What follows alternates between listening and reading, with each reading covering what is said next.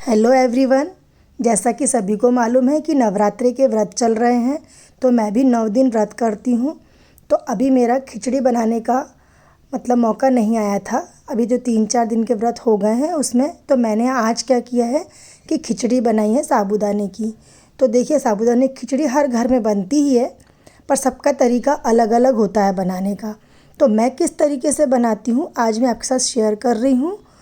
तो खिचड़ी बनाने से पहले मैं सबसे एक रिक्वेस्ट करती हूँ कि आप लोग मुझे चैनल को लाइक कर दीजिए, सब्सक्राइब कीजिए और शेयर कीजिए फ्रेंड्स के साथ प्लीज़। मैं ज़्यादा करके बोलती नहीं हूँ वीडियोज़ में ये बातें, पर प्लीज़ शेयर ज़रूर कर दीजिए चैनल को और सब्सक्राइब भी कर दीजिए। तो चलिए देखिए, हमने क्या किया है कि खिचड़ी बनाने से पहले मूंगफली दाने जो होते हैं ना, उनको हमने रोस्ट करके रख दिया है, सेक के रख दिया है। और बहुत ज़्यादा नहीं सेकना है, बहुत कम भी नहीं सेकना है, हमें अच्छे से जिस तरह से हमको सेकना है ना वैसे हमने सेक लिया है। और फिर उसके बाद क्या कर रहे हैं, हम खिचड़ी के साथ ना एक हलवा भी बना रहे हैं। तो मैंने जो हलवा बनाया है उस पर पहले कढ़ाई में घी डाला है और मैंने दोनों तरह के आटे डाले हैं, राजगिरे का आटा भी डाला है और सिंघाड़े का भी डाला है। तो क्वांटिटी आप अपने हिसाब से ले सकते हैं, आधा आधा भी कर सकते हैं और कम ज़्यादा भी कर सकते हैं।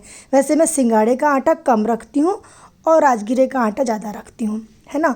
तो ये इनको अच्छे से हमको ब्राउन होने तक सेकना है आटे को घी में। और हमने क्या किया है ना कि पानी भी साइड में गर्म होने के लिए रख दिया है शक्कर डाल के, ठीक है। तो मैं बहुत कम क्वांटिटी में हलवा बना रही हूँ क्योंकि बहुत ज़्यादा नहीं बनाना था मुझे, प्रसाद जैसे कि फलाहार में खाने के लिए थोड़ा ही बना रही थी, क्योंकि घर में वैसे भी आजकल है ना व्रत चल रहा है तो मीठा वीठा सब बहुत ज़्यादा बन जाता है इसलिए। तो देखिए, मैंने क्या किया था कि काजू बादाम जो थे ना उनको भी मैंने आटे के साथ लास्ट में, शुरू में नहीं भूंजा है, आखिरी जब आटा हमारा थोड़ा भुनने के लिए रह जाता है ना तभी हम काट के डाल देते हैं, तो साथ में ये सिक जाते हैं, हमें अलग से घी में से तल के नहीं निकालना पड़ता है। तो वो भी डाल दिए हैं। और फिर ये पानी शक्कर के साथ गर्म हो गया था तो उसे भी हमने इसमें ऐड कर दिया है। गरम पानी को भुने हुए आटे में हमने डालते गए हैं, थोड़ा थोड़ा करके डालना है, नहीं तो क्या होता है गुठलियाँ आ जाती हैं आटे में। तो ये देखिए इस तरह से। अब ये जो हमने काजू बादाम वगैरह डाले थे ना, तो वो कितने अच्छे से उसके साथ भुन गए थे आटे के साथ, तो बहुत अच्छा टेस्ट आ जाता है इसमें। और साथ में हमने इलायची पाउडर भी डाला है, अगर आप पसंद नहीं करते हैं तो इलायची पाउडर ना डालें। फिर ये देखिए क्या हुआ है ना कि मैंने थोड़ा सा घी ऊपर से भी डाल रही हूँ मैं हलवा बनने के बाद। अभी गैस तो चालू ही है, तो हमको क्या करना रहता है कि इस तरह से जब घी डालते हैं ना तो इससे हलवा और अच्छा बनता है। तो आप देख सकते हैं कि हमारा राजगिरे के आटे का और सिंघाड़े के आटे का मिक्स हलवा हमारा बहुत अच्छा बन के तैयार हो गया है। अब देखिए, जब तक हमने हलवा बनाया था ना तब तक मूंगफली दाने भी हमारे ठंडे हो गए थे, तो हमने छिलके निकाल दिए हैं। अगर आप छिलके नहीं निकालते हैं तो भी चलेगा, मैं कई बार बिना छिलके निकाले ही खिचड़ी में डाल देती हूँ और वो अच्छे लगते हैं खाने में, ऐसा कुछ नहीं है। मैंने आज तो छिलके निकाल के ही दाने को पीसा है। तो ये देखिए, अब हमने क्या किया, साबूदाने हमारे जो गल चुके थे 3 से 4 घंटे तक हमने गला के रखे, ज़्यादा देर भी गला सकते हैं। फिर उसमें क्या किया है, मैंने जो मूंगफली दाने थे ना सिके हुए उनको पीस लिया है। और पीसने के बाद हमने क्या किया है कि ज़्यादा दरदरा ही पीसा है, बहुत बारीक नहीं किया है, दरदरा ही किया है। तो फिर हमने इसके अंदर इसमें घी डाल के 1 चम्मच साबूदाने में, और उसमें ही हमने मूंगफली दाने मिक्स कर दिए हैं। और ये आलू जो बॉईल करके रखे हुए थे ना, उबले हुए आलू, उन्हें भी हम इसी के साथ कट कर देंगे ऐसे। अभी गरम थे आलू थोड़ा, तो मैंने इस तरह से चाकू से ही निकाला था उनको कुकर में से। और अच्छी तरह से आप अगर बड़े पीस करना चाहते हैं तो बड़े बड़े कर लें, और छोटे रखना चाहते हैं तो छोटे हाथ से मैश भी करके हम डाल सकते हैं। फिर क्या किया, हमको खिचड़ी को बघारना है, तो मैंने क्या किया है कि तेल डाल लिया है कढ़ाई में। आप चाहें तो घी भी डाल सकते हैं, अगर घी से खाना पसंद करते हैं तो। मैंने तेल ही डाला है, मैं मूंगफली तेल का इस्तेमाल करती हूँ फलाहार बनाने के लिए। तो ये क्या किया है कि मैंने हरी मिर्च भी डाल दी है, जीरा डाला है पहले गरम तेल में, फिर हरी मिर्च डाली है और फिर कड़ी पत्ता डाला है, आप देख सकते हैं। और उसके बाद हमने क्या किया है कि साबूदाना डाल दिया है। हमें इसके अलावा और कुछ ज़्यादा नहीं डालना है, क्योंकि देखो लाल मिर्च तो व्रत में खाते नहीं हैं। अब चाहें तो हरी जो रहती है ना अपनी काली मिर्च पाउडर, उससे हम इसमें डाल सकते हैं, लेकिन फिर बहुत तीखा हो जाता है ना, इसलिए मैंने नहीं डाला। हरी मिर्च काफ़ी थी, उससे भी अच्छा तीखापन खिचड़ी में आ गया था।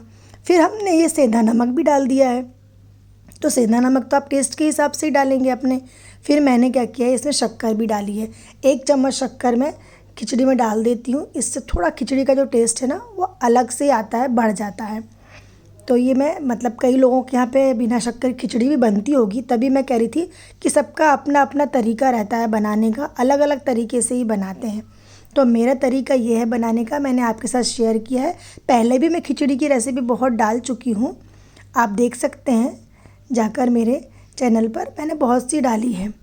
और ये देखिए फिर हमारी खिचड़ी को हमने क्या किया है कि अच्छे से स्टीम कर दिया था और फिर हरा धनिया डालकर गैस बंद कर दिया है। फिर हम क्या करेंगे कि प्लेट में इसे सर्व कर लेते हैं। ये देखिए हमारी खिचड़ी कितनी अच्छी खिली खिली बनी थी और ये बहुत अच्छी बनी थी। व्रत के लिए अगर आप जैसे कि 9 दिन व्रत रखते हैं तो एक दिन खिचड़ी बनाकर भी खा सकते हैं। जैसे मैंने और भी बनाई है, सिंघाड़े की रोटी बनाई है, राजगिरे की रोटी सॉरी, सिंघाड़े का आटा भी मैं उसमें मिक्स कर देती हूँ। दोनों मिक्स रोटी है, पूड़ी, पराठा और भी बहुत सारी चीज़ें हैं जो बनती हैं व्रत में। पर एक ऑप्शन ये भी है कि मीठा भी साथ में रखा है। अब हमने दही रख दिया है, दही में सिर्फ मैं नमक डालूँगी और कुछ भी नहीं डाल रही हूँ। तो नमक, खिचड़ी, दही और नींबू डालना पसंद करते तो नींबू भी मैंने रख दिया है। अगर दही से खा रहे हैं तो नींबू की ज़रूरत नहीं है, आप इसमें कुछ भी मतलब ऐसा ले सकते हैं। और मीठे में हमने हलवा रख लिया है। तो ये हमारी आज की फलाहारी प्लेट तैयार है। अब आप देखिए इसे, और अगर आप ऐसा बनाकर खाना चाहते हैं तो फलाहार में ज़रूर बना सकते हैं। ये बहुत ही ईज़ी और बहुत जल्दी बनने वाली हमारी फलाहार है। तो ये नवरात्रे में आप ज़रूर ट्राई कीजिए। ये मतलब आप इस तरह से खिचड़ी बनाएंगे ना तो आप मानेंगे नहीं सच में मेरी बात, कि ये बहुत ही मतलब अच्छी खिचड़ी बन के तैयार हुई थी। साबूदाना जो था ना बिल्कुल खिला खिला अलग अलग था। ये बिल्कुल भी इस तरह से, अगर आप लोग कहेंगे ना कि मैंने कैसे गलाया था तो मैं कभी आपके साथ गलाने का तरीका ये पूरी तरह से शेयर करूँगी कि ये किस तरह से गलाया जाता है ना। तो थैंक यू फ्रेंड्स, अगर आपको मेरी रेसिपी पसंद आई है तो